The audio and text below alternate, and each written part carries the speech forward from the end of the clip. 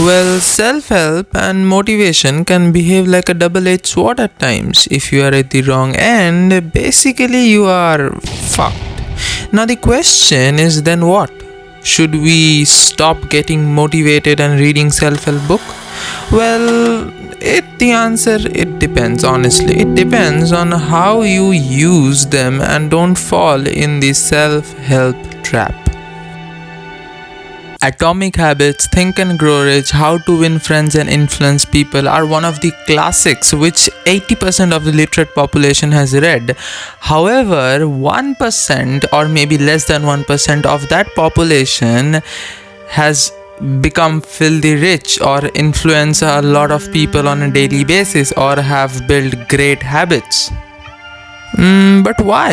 You know what to do, what are the processes, what are the tricks and shortcuts. And people who write these books are really big. I mean, they have made it big in this world.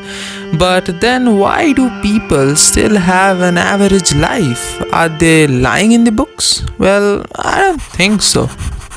You just finished reading Atomic Habits, you made notes, and you are ready to make 1% improvement every day so that you improve by 37% each year. But after 2 weeks, you feel kind of exhausted and want to give up. Your boss treats you like shit, you have a failed marriage, and you are the typical beta in your personal and professional life. Forget about 37%, you would be more than happy if your wife called you back or you got that sick leave from that office. Suddenly you come across How to Win Friends and Influence People and you start reading it because you have nothing better to do in your life. And slowly you get all the hidden secrets, informations drilled in your head and you feel like, I'm the king of the world. You finish the book and you are ready to influence some people and thus call your boss up to get the leave and to tell him how bad he makes you feel, only to realize your voice has disappeared and your throat is dry, eyes filled with water, just to realize you are a loser and will be so. You are all alone in this world and no book or Sandeep Maheshwari can save you.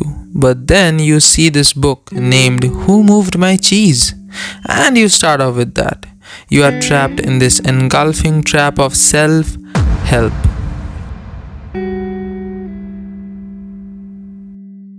Now the point is, how can you not become one of those guys?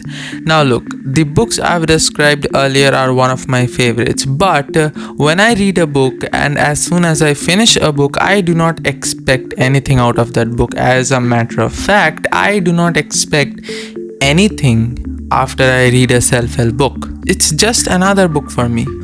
The problem with these books are they try to change who you are, try to make you an unrealistic productive beast which doesn't exist. You have to accept a fact. These books will not change who you are no matter what you apply in your life, but they can surely guide you on what might work and what might not.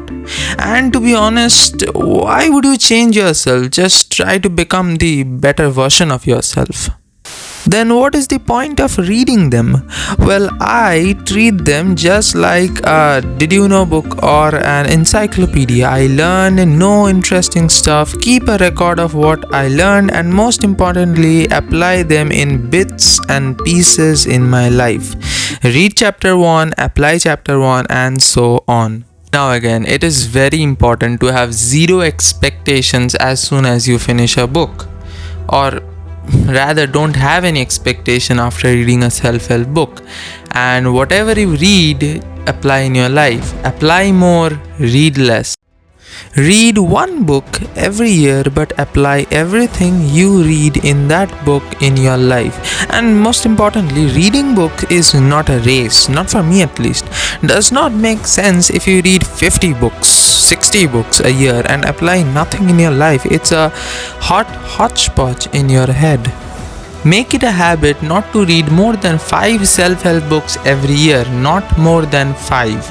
And if you do read more than 5, make sure you apply those books systematically in your life, cover to cover. Read what you can process in your life. If you are reading and reading without proper application, you are probably on the wrong end of that sword.